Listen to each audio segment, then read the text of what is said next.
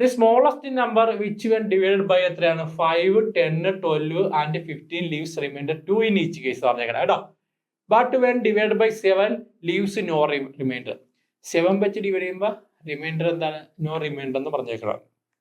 Okay, അതായത് ശരിക്കും ഈ ക്വസ്റ്റ്യൻ സ്മോളസ്റ്റ് നമ്പർ വന്നേക്കണം. ഇതിന്റെ LCM കണ്ടുപിടിക്കുക പ്ലസ് 2a അല്ലെ, LCM പ്ലസ് കെ.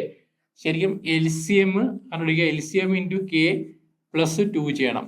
അപ്പൊ ഈ കെ വെച്ച് എന്താ, കേക്ക് 1, 2, 3 വാല്യൂ എടുത്തിട്ട് കെ എന്തായാലും 7ന്റെ മൾട്ടിപ്പിൾ ആകണം ഇത് ചെയ്യുമ്പോൾ അല്ലെ.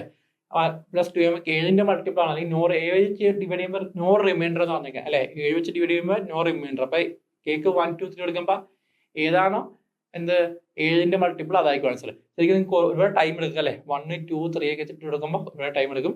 പക്ഷെ നമ്മൾ ഒന്നും വേണ്ട, നിങ്ങൾക്ക് ഓപ്ഷൻ ചെയ്യാൻ സാധിക്കും. വളരെ സിമ്പിൾ ആയിട്ട് മെത്തഡാ. ഞാൻ പറഞ്ഞു ഇവിടെ എന്താ 5, അതുപോലെ 10, 12, 15 അല്ലെ.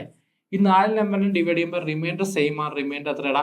റിമൈൻഡർ എല്ലാ കേസിലും 2 എന്ന് പറഞ്ഞേക്കാം, 2. ഓക്കെ, ഞാൻ ആദ്യം പറഞ്ഞു 10, 5 ഒക്കെ വന്നാൽ നിങ്ങൾ ആദ്യം 10 ആൾക്കാണ് അല്ലെ. ഇവിടെ 10 വെച്ച് ഡിവൈഡ് ചെയ്യുമ്പോൾ റിമൈൻഡർ 2 വരണമെങ്കിൽ അവസാനമൊക്കെ എന്ത് വരൂടാ? 10ന്റെ മൾട്ടിപ്പിൾ എല്ലാം എന്തായിരിക്കും? 10ന്റെ മൾട്ടിപ്പിളിന്റെ അവസാനം 0 ആയിരിക്കും അല്ലെ. 10 വെച്ച് ഡിവൈഡ് ചെയ്യുമ്പോൾ റിമൈൻഡർ 2 വരണമെങ്കിൽ എന്തായിരിക്കും?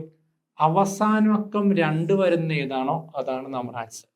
ഓപ്ഷനിൽ നോക്കിയാടാ, ഒരു ഒറ്റ ഓപ്ഷൻ മാത്രമേ ഉള്ളൂ, ഓപ്ഷൻ ബി ആണ് ആൻസർ. ഓപ്ഷൻ ബി 182 അല്ലെ.